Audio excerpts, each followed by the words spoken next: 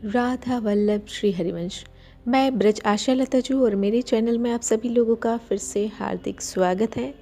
तो आज की स्पीच तारीख 20/12/2023, जानिए भक्ति का वास्तविक स्वरूप क्या है, काम रूपी शत्रु से कैसे बचे।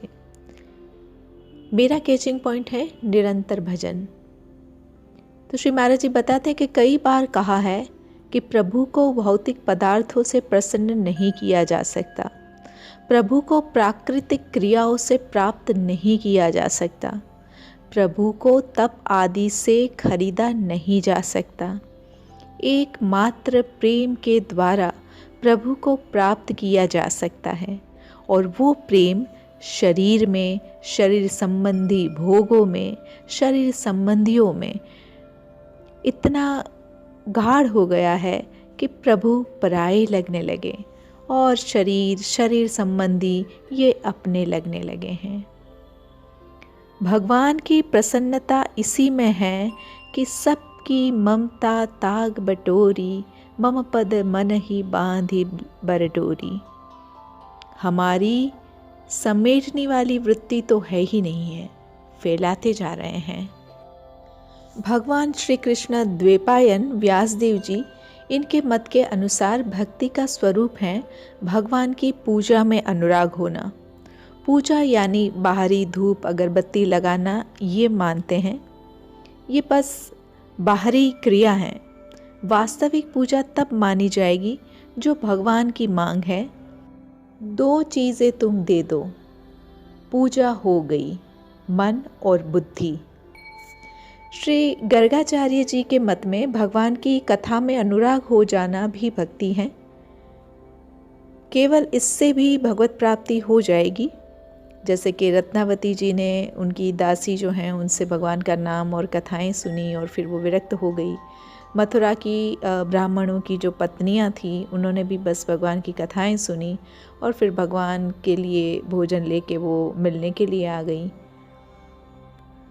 तो यहाँ पे सुनने मात्र से भगवत प्राप्ति, कथा सुनने का मतलब उसका मनन करना, जैसे कि धंधुकारी ने किया।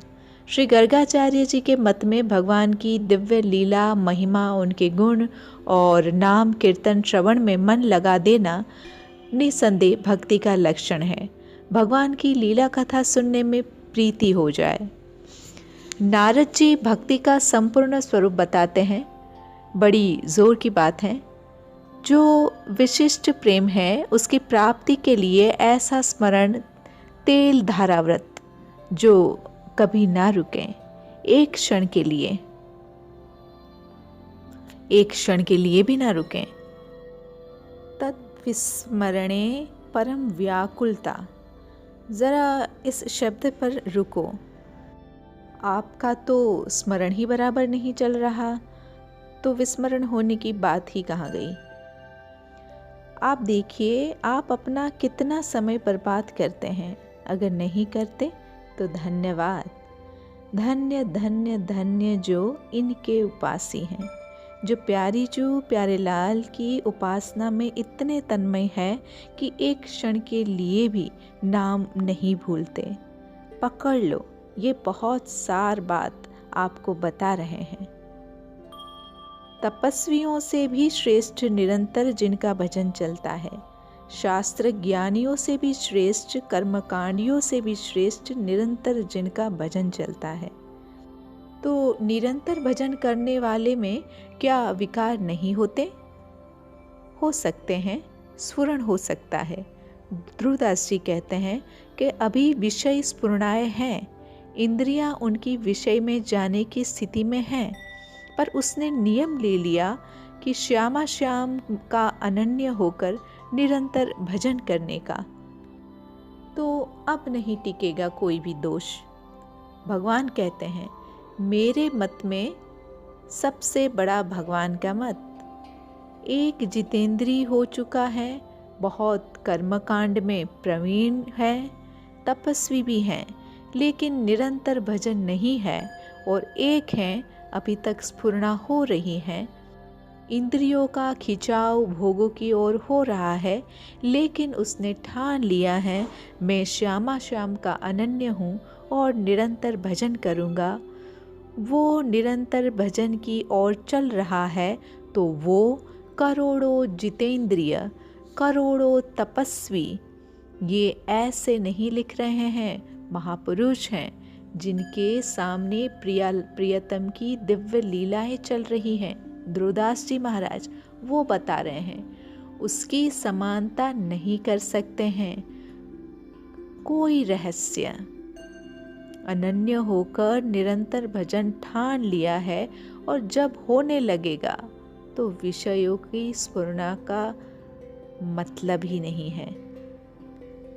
भगवान कहते हैं कि वो तपस्वियों से भी अधिक योगी हैं, ज्ञानियों से भी अधिक हैं, जिसने निरंतर भजन ठान लिया है। अपने को चाहिए नारद जी के मत में स्थित हो जाना।